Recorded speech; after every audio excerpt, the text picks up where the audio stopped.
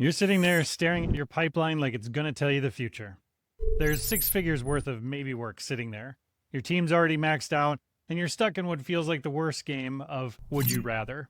Hire people and risk going broke, or stay small and potentially lose everything anyways. But what if, at this exact moment, this super uncomfortable spot you're in right now is actually where smart agency owners make their biggest leap forward? I'm Kurt Schmidt from Schmidt Consulting, and I help agencies figure out how to grow without losing their minds.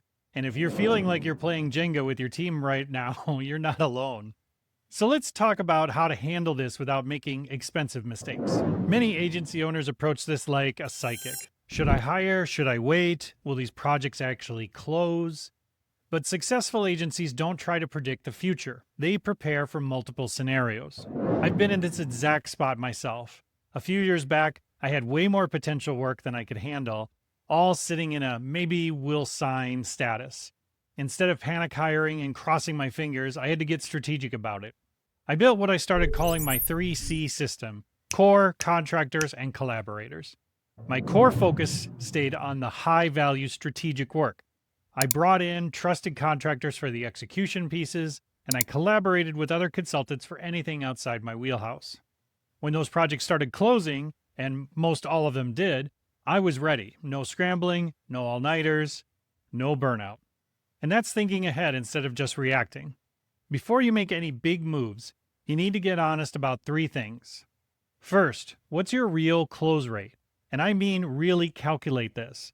Take your last 20 proposals.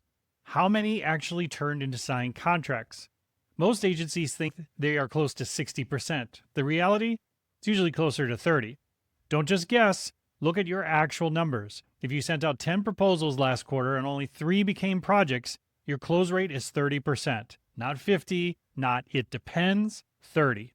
Use that number for planning. Next, what's really driving your timeline pressure?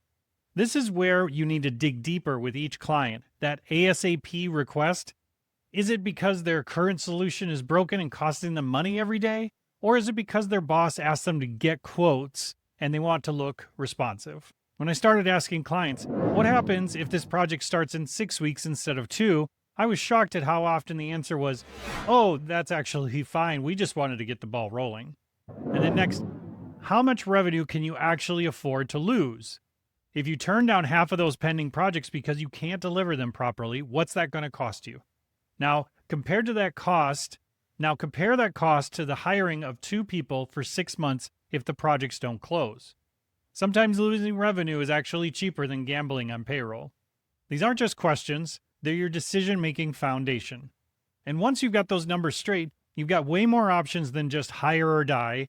Think of it like building your own 3C system. Your first option is start building relationships with good freelancers, not when you're panicking about deadlines, right now. Keep a list of people you've worked with, people who people have recommended, people whose work you admire. When projects close, you're not scrambling on Upwork or Fiverr or any of these other places. You're activating relationships. And your next option is find agencies that complement what you do. A web design shop teaming up with a copywriting agency, a development team partnering with a UX specialist.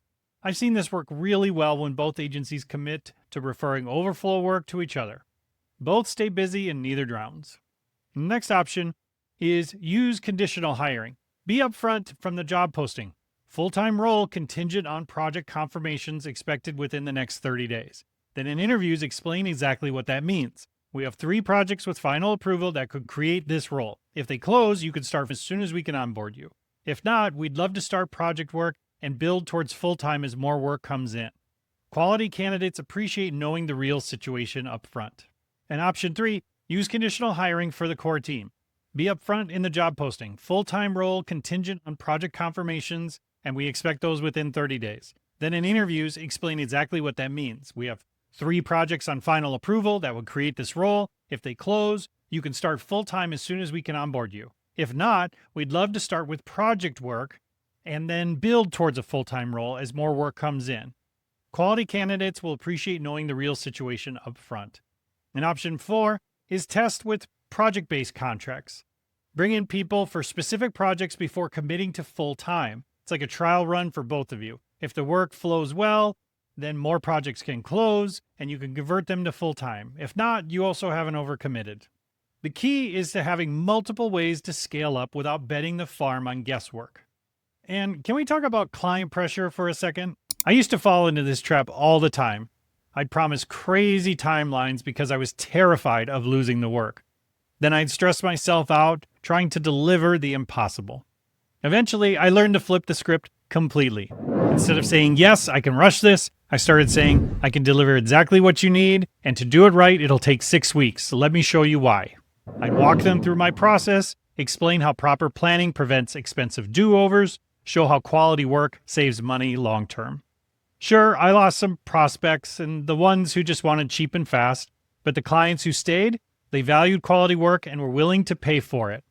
When you're not constantly rushing, you can deliver better results, which justifies better pricing over time. And isn't that what we all want? This isn't just about solving today's problem. This is about building an agency that doesn't constantly hit these capacity walls. The agencies that grow sustainably, they're constantly building relationships with freelancers, contractors, and other folks. They're nurturing partnerships. They're creating systems that let them scale up or down without major disruption. And they've stopped being order takers. When clients come with crazy expectations, they don't just say yes and panic later. They educate, they guide, they help clients understand what success actually requires. Now, this shift takes time, usually 12 to 18 months for it to really stick. But the agencies that make it, well, they've stopped living paycheck to paycheck or maybe payroll to payroll. They build predictable revenue and their teams actually want to stay. Look, you're going to face this capacity thing again, probably multiple times. The question is whether you want to keep panicking every time or start building systems that make it manageable. My challenge for you this week, pick one part of your 3C system and take action. Reach out to one of the freelancers you've wanted to work with, send an email to one agency about a potential collaboration or sharing work, or sit down and actually calculate your real close rate using your last 20 proposals, or more if you've got them. Don't try to fix everything at once. Just start building the foundation for smarter growth. I'm Kurt Schmidt, and if this helped you think differently about your capacity challenges, hit that subscribe button. I share practical agency growth strategies as soon as I can, because I'm busy with work too, just like you are. Because the goal isn't just to grow. It's about growing with confidence. See you next time.